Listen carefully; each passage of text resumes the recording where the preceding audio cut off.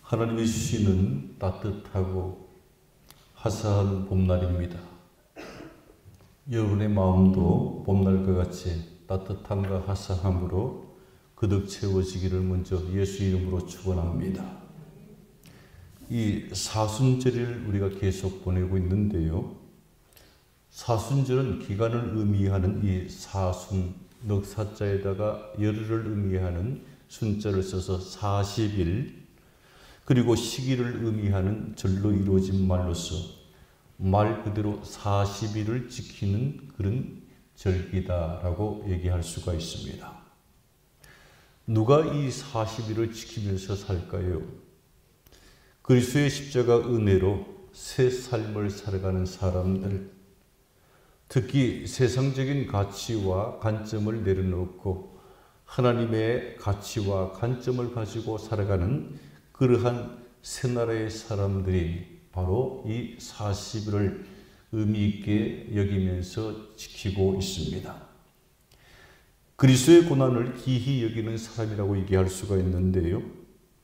왜 그리스도의 고난이 또 귀하냐 하면은 내가 죽어야 할 죽음을 예수님께서 대신 죽어주셨기 때문에 너무 귀하죠. 내가 죽어야 할 죽음을 주님께서 대신 죽으셨다. 너무 감사하고 또 그 아픔을 우리가 생각하면서 우리가 그 아픔에 함께 동참하면서 40일을 우리가 지키고 있습니다. 저는 이 사순절을 한문의 뜻대로 40일을 지키는 절기라는 말을 조금 이렇게 한문 글자를 바꾸면서 사순절의 한문의 사자를 죽을 사자를 써봤습니다. 그리고 순자를 따라 죽을 순자를 한번 써봤습니다.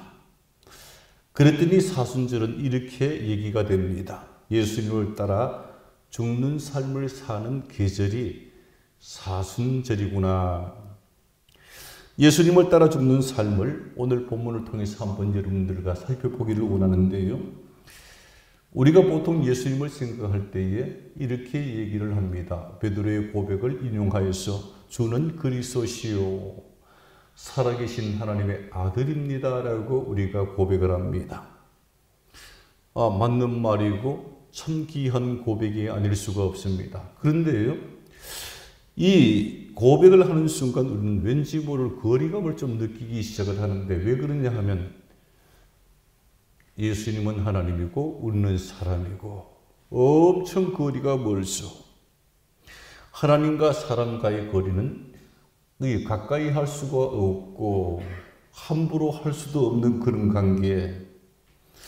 물론 이 간격을 좁히는 것이 그래서 하나님을 따라 살고 또 동행하는 것이 신앙생활이지만 그럼에도 불구하고 하나님을 생각한 그 예수님은 우리에게 먼 사람일 수밖에 없고 또 거리감이 없지 않아 많을 수밖에 없습니다. 오늘 예수님께서는 그런데 그런 모습보다는 사람의 모습으로 겸손히 우리에게 다가오는 것을 보게 됩니다. 오늘 본문이 예수님의 세례받는 모습인데요. 하나님의 자녀가 되는 예식이 세례라고 한다면 사실 예수님은 세례를 받을 필요도 이유도 없었습니다. 왜냐하면 그분이 하나님이시니까. 근데 예수님은 똑같이 사람들과 같이 죄 많은 사람들과 같이 얼룩지고 흠이 많아서 씻어야만 그 조금 사는 것 같은 그런 사람들과 같이 자신을 낮춰서 요단강물 속으로 들어갔고 세례 요한을 통해서 세례를 받게 되죠. 나 하나님인데 라고 얘기하지 않았습니다.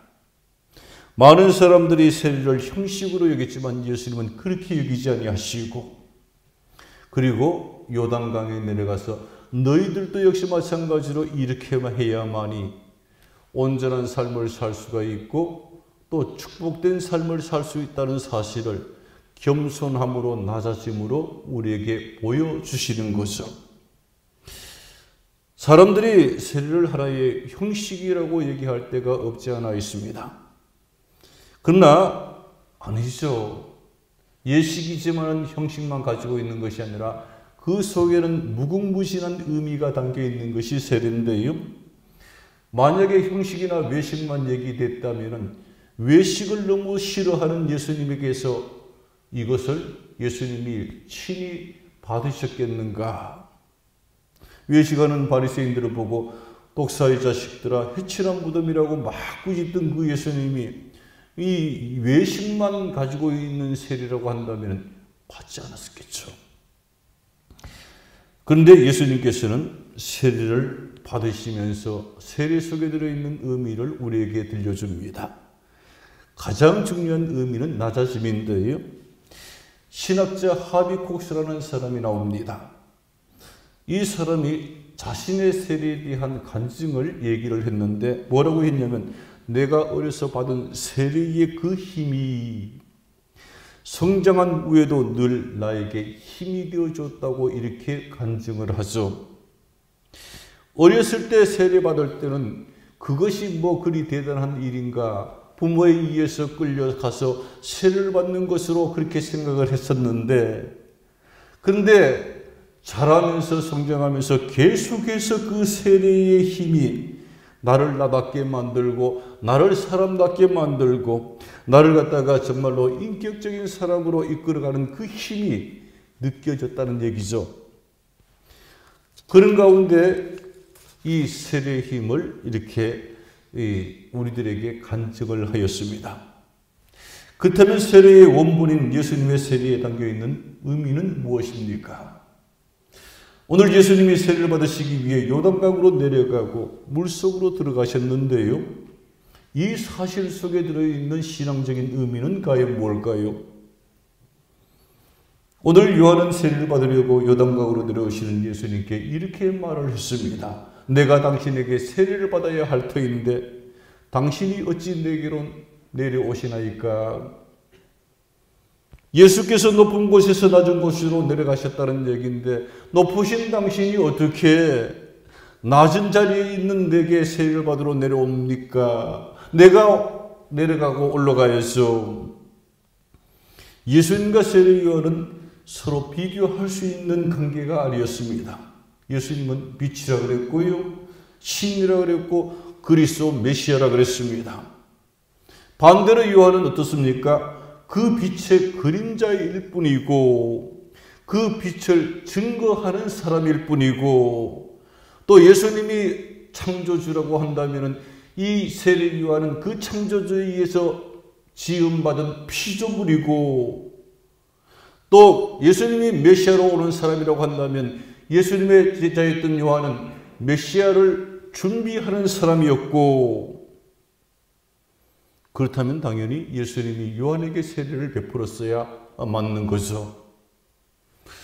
그런데 오히려 요단강으로 내려가셔서 요한 앞에 무릎을 꿇고 세례를 받는 예수님을 우리가 오늘 만나게 됩니다. 이 사실은 예수님이 높은 곳에서 낮은 곳으로 내려가기를 좋아했다는 사실, 이 땅에 내려오는 것도 낮은 곳으로 내려왔고요. 십자가에 달려서 정말로 처참하리만큼 그렇게 죽음을 당한 것도 내려간 삶의 한 모습입니다. 예수님은 이렇게 우리에게 신앙생활을 가르쳐주고 있죠. 신앙생활은 올라가는 것이 아니란다. 내려가는 것이 신앙생활이란다. 저 낮은 곳을 향해서 내려가고 내려가고 그래서 창기들을 만나러 갔었고요. 세리와 같이 이렇게 많은 사람들에게 이렇게 버림받은 삶을 살아감을 통해서 아픔을 느끼는 그런 사람들을 향해서 또 내려갔고요. 이 사람 취급받지 못했던 여자와 아이들을 만나러 내려갔고요. 수없는 삶을 내려가고 내려가고 그것이 신앙생활임을 우리에게 가르쳐주면서 많은 낮은 자들을 향해서 내려가는 삶을 사는 것이 하늘나라의 삶임을 우리에게 가르쳐줬습니다. 기도와 겸손의 사람이었던 앤드류 머레이라는 사람이 있는데 이 앤드류 머레이가 이 신앙생활과 같은 이 얘기를 자기 나름대로 정의했을 때 신앙생활은 내려가는 삶이고 내려가는 삶을 살아갈 때에 하나님께서 그 내려가는 우리의 삶을 올려주시는 것이 신앙생활이다. 여러분, 그래서 교회에서 신앙생활할 때에 언제나 우리는 역설을 이렇게 얘기합니다.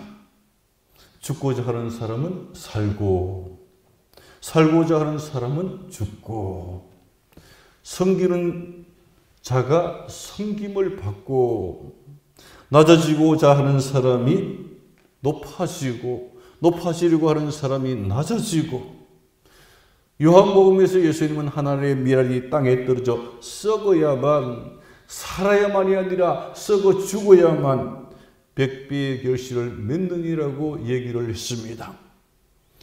그럼에도 우리가 저를 비롯한 많은 사람이 내려가는 삶에 서투르죠. 익숙한 것이 아니라 아주 서툰 때가 많습니다. 이게 서툴면 어떤 현상이 있냐면 고민이 많아져요. 나는 높아지고 싶은데 자꾸 내려가라니까 머리가 아파지기 시작을 해서 또 속에서 불만도 일어날 수가 있고, 그러나 성경에서 언제나 우리에게 요구하는 사람은 내려가라. 여러분 한번 생각을 해보세요. 주님은 지금 원하시는 것이 뭐냐면 내려가는 삶이에요. 그래서 본인은 자꾸 내려가고 있어요 지금. 근데 우리는 어때요? 높아지고 올라가고 싶어가지고 자꾸 올라가요. 그럼 주님과 우리와의 거리가 어떻게 해요? 점점 멀어지는 거죠. 가만히 있기라도 하면 다행인데 올라가려고 그러고 주님은 내려가시니까 거리가 엄청나게 멀어져서 쉽게 말해서 주님과의 동행은 꿈도 꿀 수가 없는 그런 신앙생활을 하게 될 것입니다. 그래서 주님과 함께하는 믿음 생활에 있어서 우리가 잊지 말고 또 기억해야 할 것이 내려가고 낮아지는 삶이라는 사실, 이 신앙이 우리에게 주는 신비로운 힘이라는 겁니다. 낮아짐의 영성이 언제나 우리가 풍성할 때에 그 사람의 신앙이 아주 아름다워지기 시작한다는 사실을 명심하시고, 여러분들이 이 사순절 동안 여러분들의 높아진 모습을 낮추는 가운데 여러분들이 하나님의 높임받는, 주님께 높임받는 복된 은혜가 있기를 예수 이름으로 축원합니다. 오늘 세례 이야기를 나누고 있는데요, 세례라는 말은 헬라어로 베프티스마라는 말을 씁니다. 물로 씻는다는 말이고요. 왜 씻냐 하면은 더러워졌기 때문에 씻겠죠. 밖에 나와서 여러 가지 먼지와 오물들이 물었을 때에 우리가 물을 가지고 샤워를 하고 씻는 것처럼 우리의 영적인 몸들이, 그리고 우리의 영적인 부분들이 더러워지고 오염됐을 때마다 어떻게 해요? 씻어야 돼요. 몸을 씻고 마음을 씻고 죄를 씻어내고. 그래서 많은 예루살렘들이 전부 다 어디로 갔어요? 요단강으로 갔죠. 내려갔습니다. 예루살렘은 높은 위치에 있고 갈릴리 옆에 있는 요단강은 낮은 데 있고 내려갔습니다. 가서 또 강으로 들어가려니까 또 내려가야 돼요. 거기서 내려가는 데서 그치지 아니하고 강물 속으로 들어가니까 더 내려가야 돼요. 그리고 세례를 받습니다. 모두가 죄인임을 알았기 때문에, 주님으로부터 깨끗이 씻김 받지 않고는 도저히 내 죄를 씻어낼 수 있는 방법이 없었음을 알았기 때문에, 오늘날도 마찬가지죠. 죄인이라는 사실을 깨닫지 못하는 사람은 세례를 중요시 여기지 않습니다. 잘 믿으면 되지. 예루살렘 사람들도 마찬가지예요. 죄인이라는 사실을 깨달았던 사람들은 세례를 받으러 내려가고 내려갔지만은, 그렇지 않은 많은 예루살렘 사람들은 올라가고 또 올라갔던 것을 우리가 기억하고 있습니다.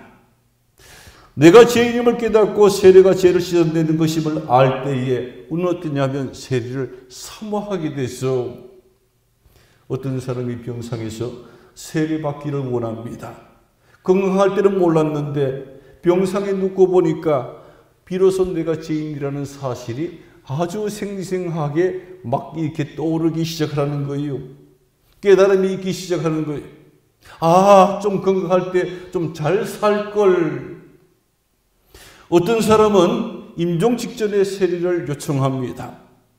생을 내려놓는 마당에 가만히 지난 날을, 살아온 날을 생각해 보니까 내가 너무나 몹쓸 짓만 하고 살았던 것 같아요. 왜 그랬을까? 왜 그랬을까? 죄를 지은 것은 결과물을 세상에다가 쏟아부은 건데 문제는 왜 죄를 갖다가 세상에 쏟아부으면서 살았을까? 다른 거 아니에요. 내 속에 있는 원죄라는 이 원죄가 죄를 짓게끔 만들어 놨으니까. 그러니까 그 부분이 해결돼야 됨을 생각을 하면서 세례 좀 주세요. 얼마나 다행스러운 깨달음입니까? 주저함 없이 병상이지만 임종순간이지만 세례를 받겠다는 것은 정말로 찬스죠. 하나님의 자녀가 되는 찬스고 죄 씻음 받을 수 있는 찬스. 그래서 사람은요, 어떤 면에서 고난이나 위기의 순간을 가끔씩 만나는 것이 스스로의 건강을 위해서 좋을 때가 많습니다.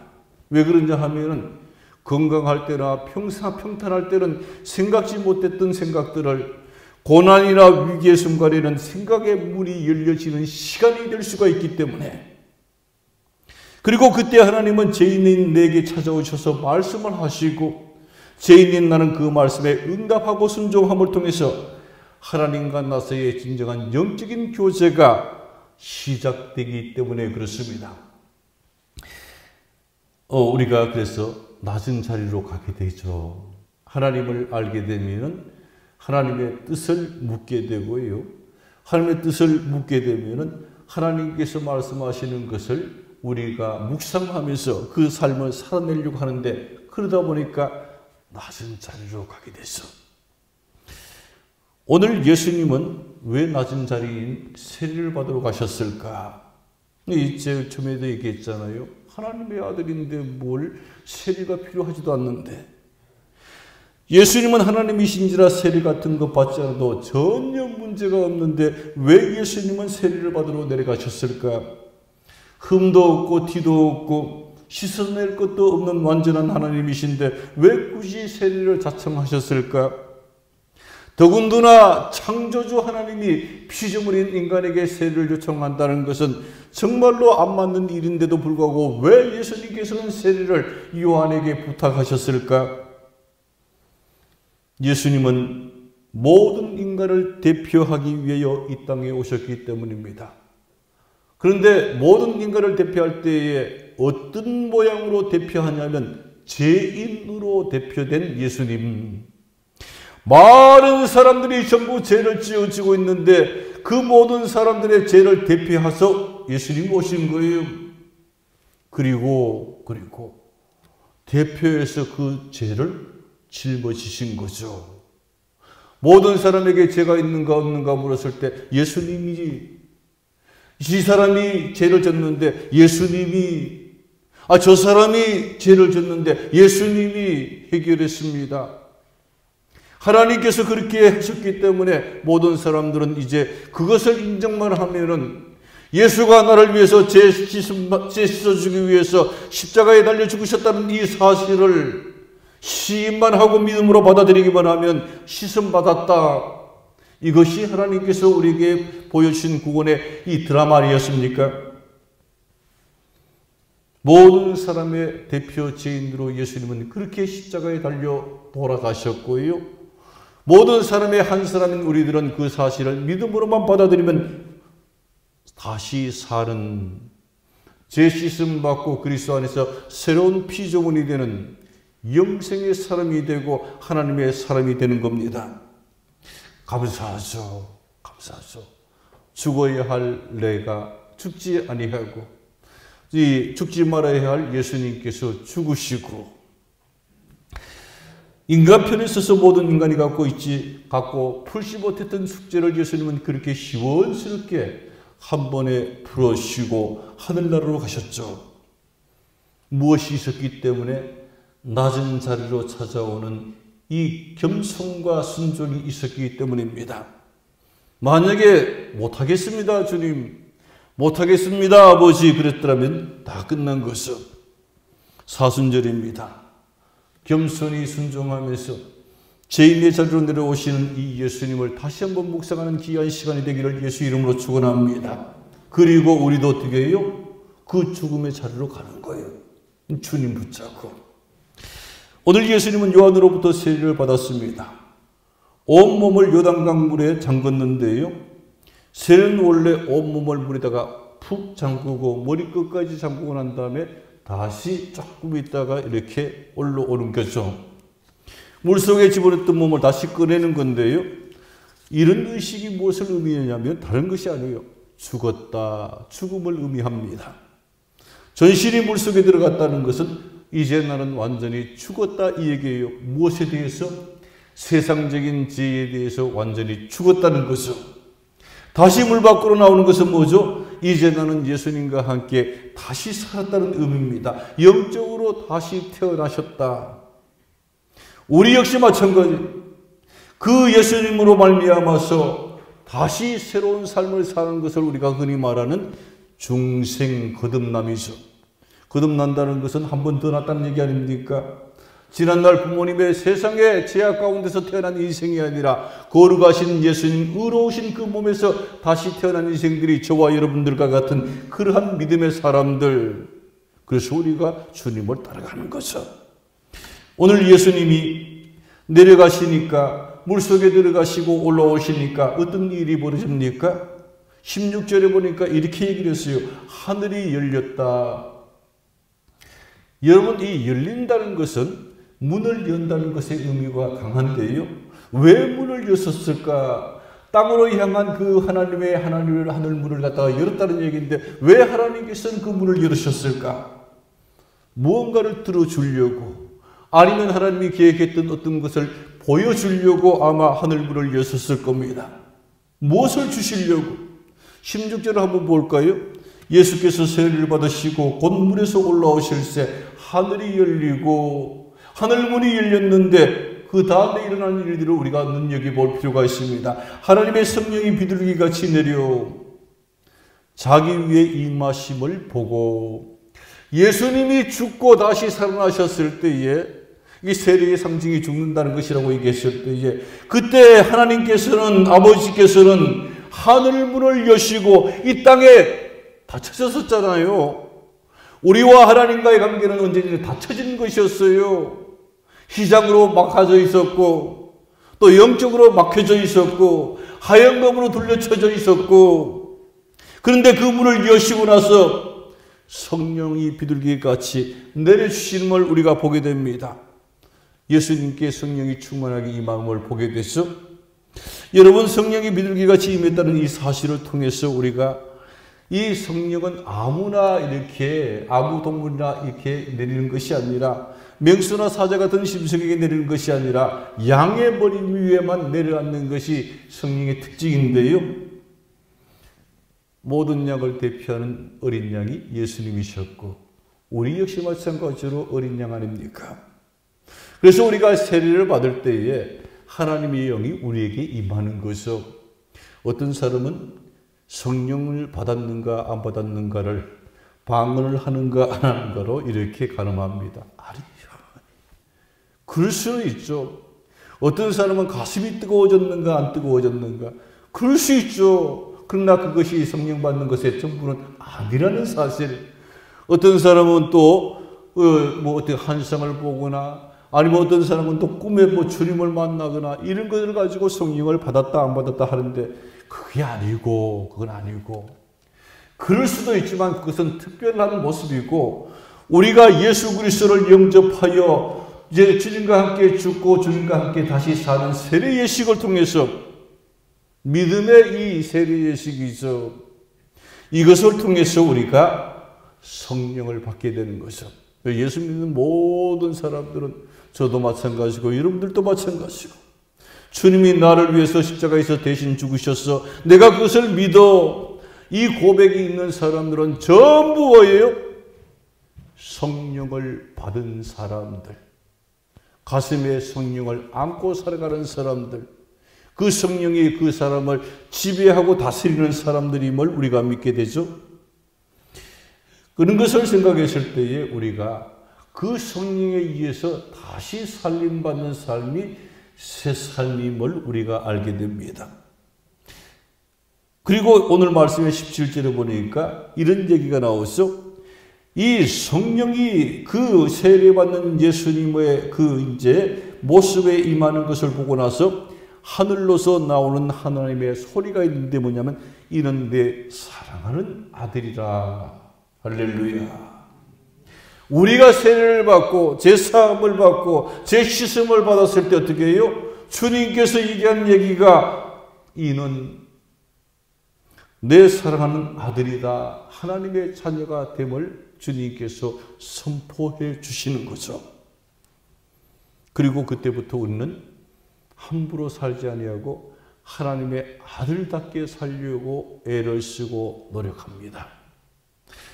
진짜 하나님 자녀다라는 생각을 가지고 세상에 살았던 삶의 모습을 지우면서 살고 하나님께서 예수님께서 보여주신 가르쳐주신 삶을 하나씩 하나씩 내 삶에다가 채워넣으면서 살고 이 사도 바울은요 이 사실을 고린도후서 15장 31절에서 이렇게 고백합니다. 내가 그리스도 예수 안에서 가진 바 나의 자랑을 두고 단언하노니 나는 날마다 죽노라. 이 사도 바울이 예수님을 만난 이후로부터 그가 지난날 살아왔던 모든 삶을 어떻게 해요? 매일 죽이는 삶, 매일 없애는 삶, 반대로 그리스도 안에서 새로운 피조물이 되어서 하나님께서 자신에게 주었던 그 삶을 계속해서 채워나가는 삶. 그래서 지난날의 모든 좋았던 가치들 그리고 자신들이 좋아했다고 했던 그 모든 것들을 배설물로 여기고 오직 그리스도를 최고로 여기면서 살아갔던 사람이 사도 바울 아니었습니까? 사순절이 깊어가고 있습니다. 사순절의 아침에 낮은 곳으로 내려가시는 예수님의 모습을 깊이 묵상할 수 있기를 예수 이름으로 축원합니다. 창조주인 하나님이신 예수님이 피조물인 요한으로부터 세례받는 모습도 한번 생각해 보시기를 바랍니다. 어찌 이럴 수가가 아니라 그렇게까지 나를 사랑하셨구나. 그런 그림을 가지고 이제 우리도 내 삶의 자리에서 낮은 곳을 둘러보는 것이 우리들이 살아가는 사순절이 되지 않겠는가? 낮은 자리로 찾아가야 되고 죄인으로서 어려움을 겪고 있는 사람들의 자리로 찾아가야 되고 어떨 때는 내가 죽기 위해서 죽음의 자리로 찾아가야 되고 그랬을 때에 하나님으로부터 그런 소리를 들을지 모릅니다. 이 집사야 너는 내 사랑하는 아들이야. 하나님은 우리를 인정하시고 증거해 주시고 축복해 주시는 분이심을 믿으시기를 예수 이름으로 축원합니다.